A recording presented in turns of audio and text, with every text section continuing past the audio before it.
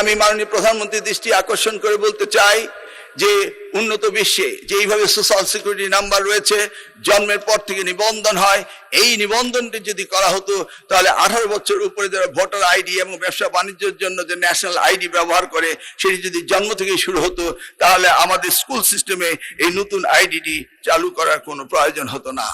তিনি পরিকল্পনা নিয়েছেন ওয়ান চাইল্ড ওয়ান ট্রি, সারা বাংলাদেশে প্রত্যেকটি শিক্ষার্থীকে একটি করে গাছ বছরে লাগাতে হবে। এই পরিকল্পনা হাতে নিয়ে ইতিমধ্যেই আমরা কাজ শুরু করেছি।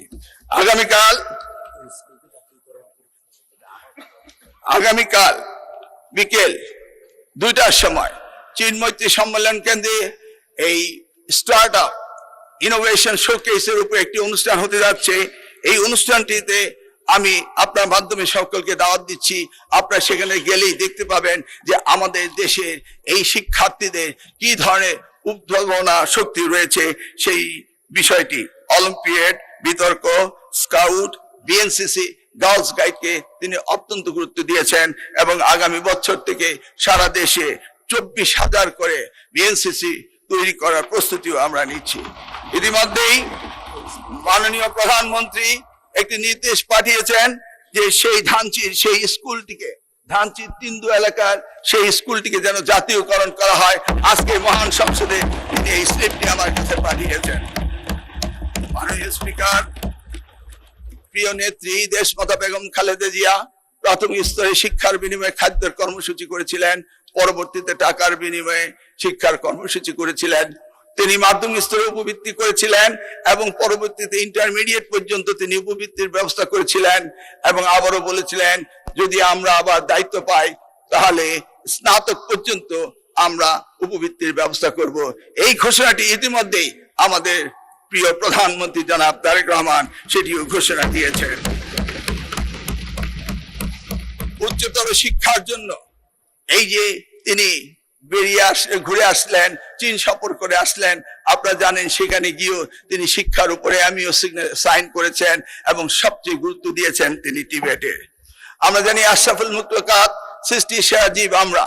বাংলাদেশ মানব সম্পদে ভরপুর।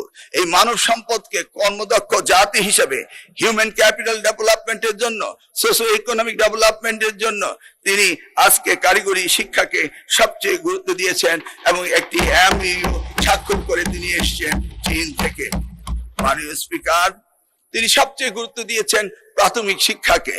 তিনি জানেন একটি প্রজন্মকে সুন্দরভাবে তৈরি করতে হবে, সেই জন্য তিনি বিনামূল্যে বই হতে শুরু করে ক্লাস 4-এ তাদেরকে এই sports culture, family values, religious values, ethics, morals, sports culture সবকিছুকে তিনি গুরুত্ব দিয়েছেন। এমনকি ক্লাস 6 থেকে তিনি টিবেট technical vocational education and training কে সবচেয়ে বেশি গুরুত্ব দিয়েছেন। তিনি বিদ্যালয় কর্তৃক শিক্ষার্থীদের উপ আনুষ্ঠানিক শিক্ষার ব্যবস্থা করেছেন। তিনি একদিন বলছিলেন, আমি যখন ইংল্যান্ডে ছিলাম তখন দেখতাম বাচ্চারা কি সুন্দর ড্রেস পরে তারা স্কুলে আসে যায়। তিনি সেই স্বপ্ন থেকে, সেই ভাবনা থেকে আজকে সারা বাংলাদেশের প্রাথমিক স্কুলের সকল শিক্ষার্থীদের জুতো, মোজো, শার্ট, প্যান্ট, স্কুল ড্রেসের এবং কি কাঁধে তাদের জন্য ব্যাগ থাকে সেই ব্যবস্থা করেছেন। তিনি শিশুদের স্বাস্থ্যের এই দুর্বলতা দেখে তিনি মিড ডে মিলের ব্যবস্থা করছেন। ইনশাআল্লাহ আগামী ফিজিক্যাল ইয়ারে আমরা সারা বাংলাদেশে এই ব্যবস্থাটি আমরা করতে পারবো। মাননীয় স্পিকার, সময় তো শেষ।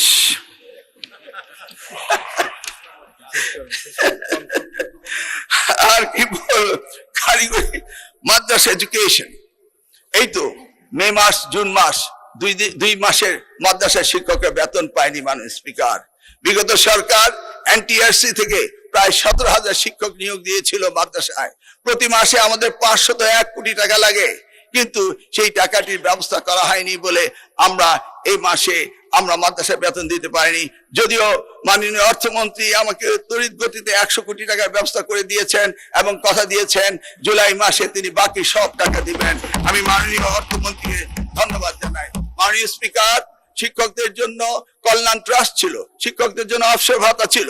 2022 সাল থেকে যে শিক্ষকরা রিটায়ারমেন্টে গিয়েছে তাদের কেউ আজ অবধি কোনো অবসর ভাতা কল্যাণ ট্রাস্ট পাচ্ছে না। এই জন্য আমি মাননীয় অর্থমন্ত্রীকে ধন্যবাদ জানাই। তিনি 2,000 অসংখ্য ধন্যবাদ মাননীয় মন্ত্রী।